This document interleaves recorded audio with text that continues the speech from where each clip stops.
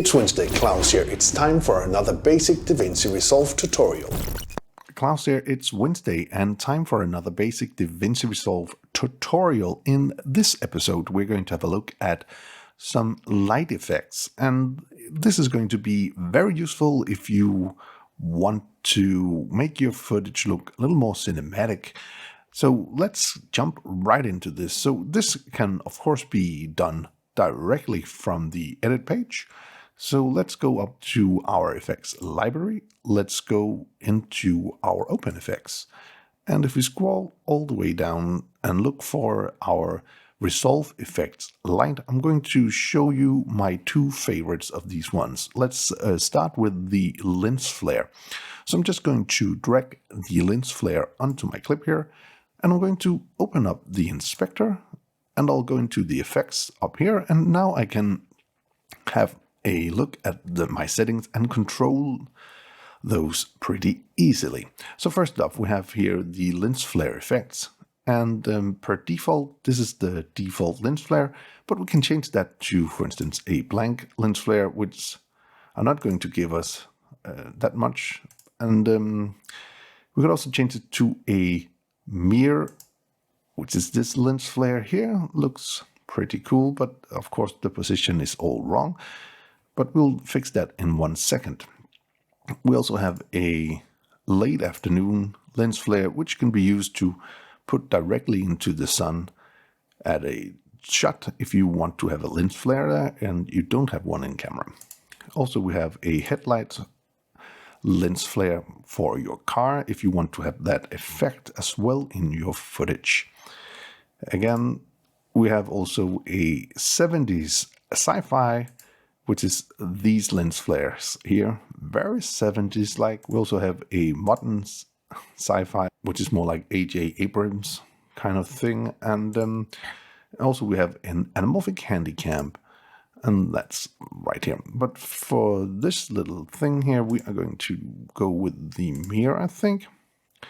So in the option here, we can actually either source the mask, which is not giving us too much, magnifying the source, flare elements alone, so we only see the flares, or we can have the final image, and that's what I prefer to do.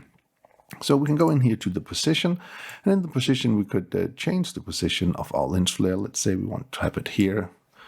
Maybe this is a flashlight or something from a guard looking after me or something like that. So what we can do here is actually we could do a little bit of an animation actually. So if we just go into the position and go in and put in a keyframe, let's go forward in time here. And let's move this light around here, something like that. So now we have this little effect here. Maybe there is a man with a flashlight there, I don't know, but could be. So that's, again, a super easy way of making an effect like this. Of course, this could also be tracked in something moving or something like that. And you do that basically the same way. Okay, let's just go in here. And we also have some globe corrections. That means we can change the scaling of the thing we want. We can make it very big, which is obviously maybe too big. We can also give it a more anamorphic look by stretching the light. We can change the light center position, so we can change around where the flare should be. We also have a global defocus, which means we can just defocus. It's hard to see with all the lights, but you can defocus the global here. And also we have a brightness, so we can make it brighter. And also we have a saturation, so we can make the saturation of our lens flare like we want it. And we can also do something with the color. So if, let's say, we want to have blue, we can change this to blue, and then we can bump up the colorized results here, so we can make this fit our liking. We also have the aperture, and we can just add in blades if we want to have more, and also the angle of the blades. We can correct that here as well. And then we have some elements. Also, we have a global blend, which basically means we can take our effect and blend it in with the original footage by using the slider here. So maybe we want something like this instead. So here we have that effect with the looking pretty good. Nice way of using a little lens flare, I think. So that is the basic of lens flare. And again, you could change the different modes here and get a different resolve. I think this is pretty handy. I'm just going to toggle off my effect. The next thing I want to show you, it's also one of my favorite, is the light rays. I'm just going to drag those on here. And we can also give a nice effect with those. Again, we can go into our light rays here. And again, we can select the output, and I always use final image. Of course, we could do the rays or the light rays alone, and also the source regions, but final image seems to work the best for me. So again, we can take the threshold here and bump that up or down. I think something like that would be good. Then we also have the position, and here it's ray directions from a location, and in this case this is the location, so we can do what we want with this, make this up and down, and also change the length of this, maybe something like that, and change the softness and also the brightness of that. So now we have this ray effect. Of course, we could change this to an angle instead.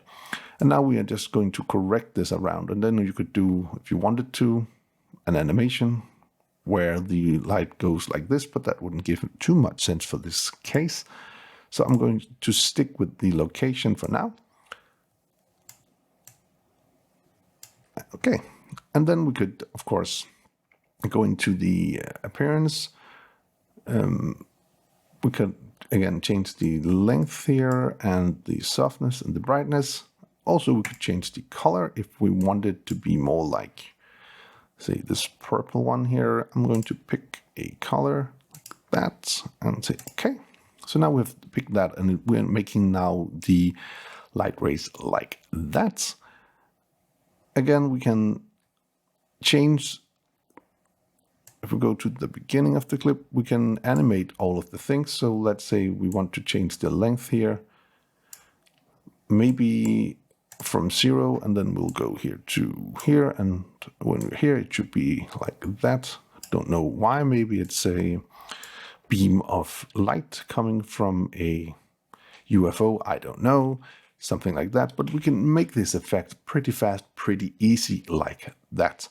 So this is again a super quick look at how to work with these effect slides in Davinci Resolve 17. I do hope you found this little video useful. If you did, please hit that subscribe button, give the video a like, share it with your friends if you think it would help them out, and if you want to be notified every time there's a new video on this channel, please hit that bell icon down in the corner. Until next time, keep filming, keep learning, and keep sharing.